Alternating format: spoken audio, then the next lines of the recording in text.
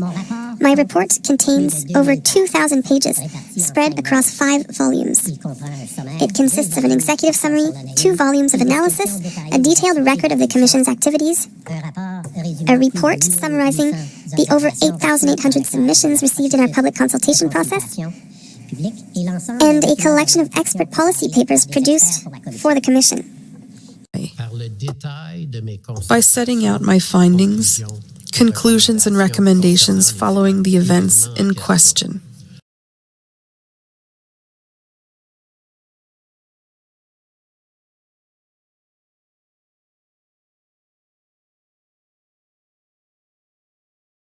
The topic of mandates, the restrictions, vaccinations is an extremely divisive topic. I've seen it in my own family, and you see that those challenges arise and it becomes a polarizing topic.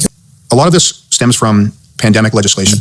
Experience with the incoming passports that had occurred in relation to COVID-19, the impacts in the workplace for some people and how some people experienced that, the vaccination, I think it was called pediatric vaccination. These were all factors that for the people involved, for the people motivated, impacted their motivation and increased their frustration.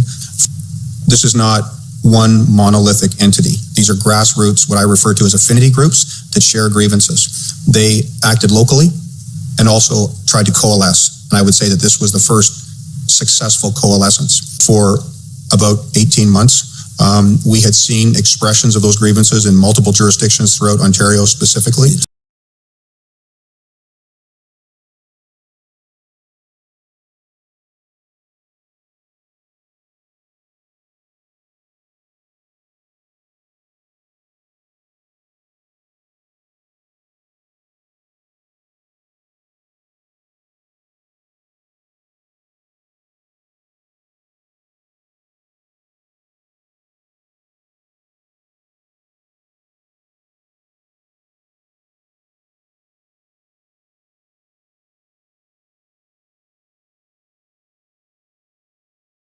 Information where people are knowingly putting out false information and which is drawing on resources or creating a different narrative that you're trying to deal with. I was concerned by comments made publicly by public figures and in the media that I believed were not premised in fact. When I read accounts that the state of Russia had something to do with it, or that this was a result of American influence, either financially or ideologically, or that Donald Trump was behind it, or that it was un-Canadian, or that the people participating were un-Canadian, and that they were not Canadian views and they were extremists, I found it to be problematic.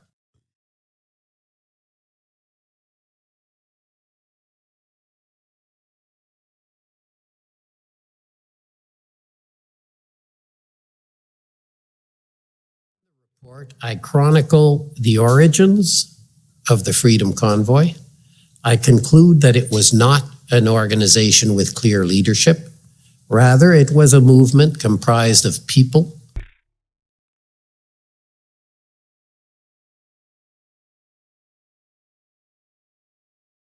who shared certain social, economic, and political grievances.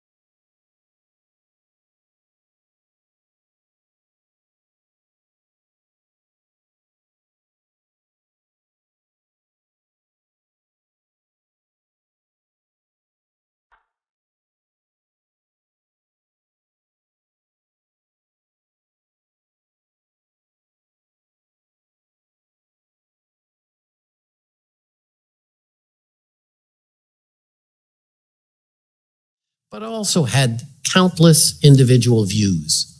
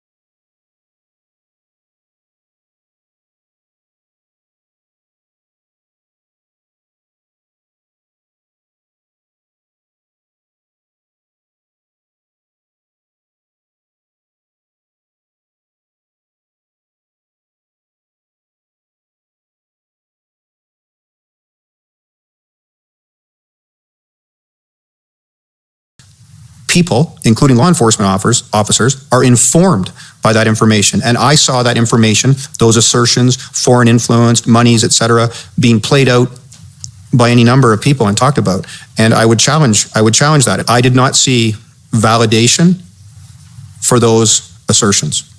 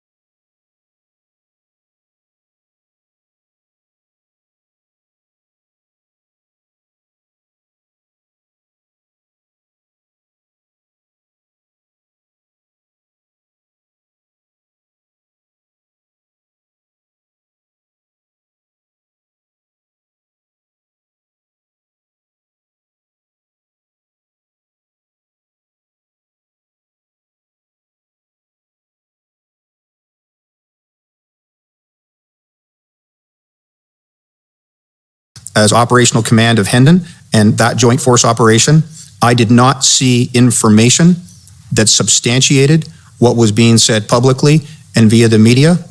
And I found that the subjective assertions sensationalized, yes, and exacerbated conflict.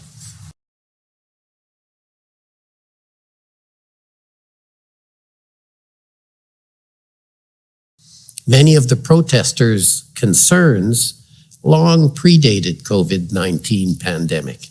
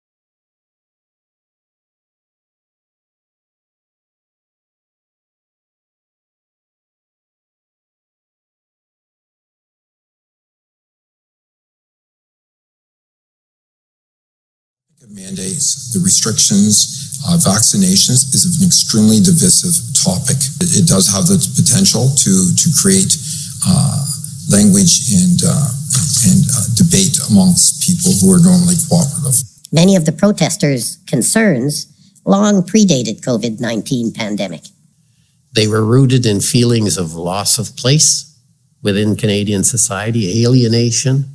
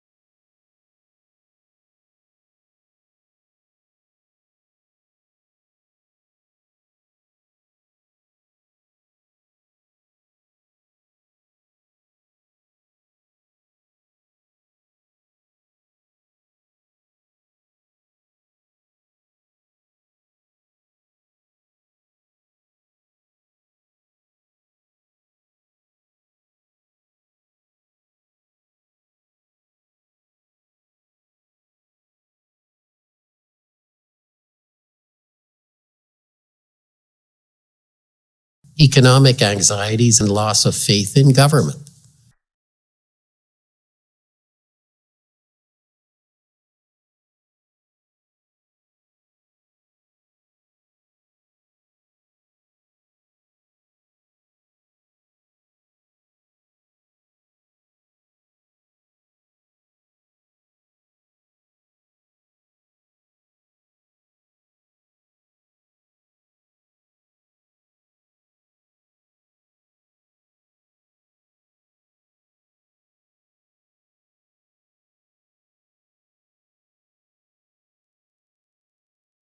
Very extreme populist movement that was frankly disrespectful of other people's rights, disrespectful of diversity, disrespectful of diversity.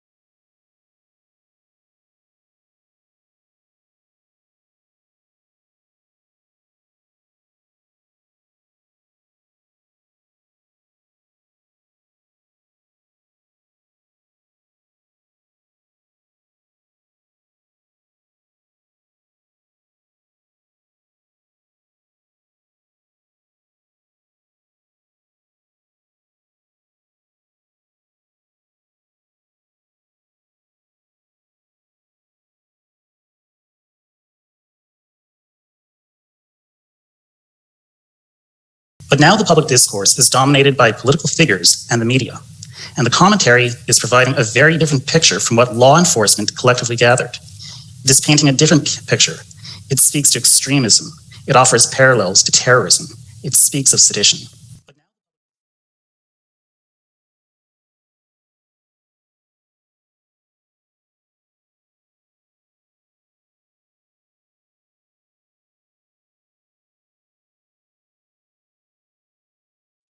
They were rooted in feelings of loss of place within Canadian society, alienation, economic anxieties, and loss of faith in government. That said, the pandemic and responding public health measures were an important motivator that caused the Freedom Convoy to mobilize.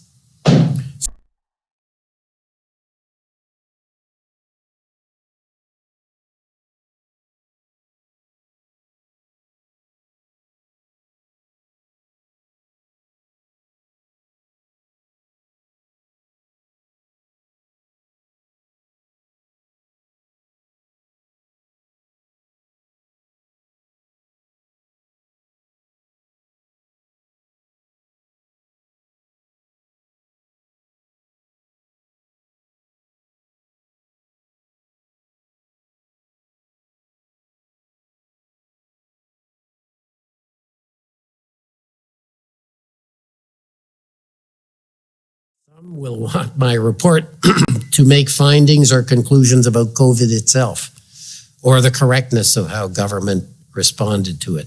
Those people may be disappointed. My mandate is not about the pandemic or public health policy. Those are important topics, but not ones with which I have been tasked. I do, however, make two observations. First, the COVID-19 pandemic was perhaps a once-in-a-generation crisis. Governments, federal, provincial, municipal, responded in good faith to circumstances as they understood them. Governments, federal, provincial, municipal, responded in good faith to circumstances as they understood them.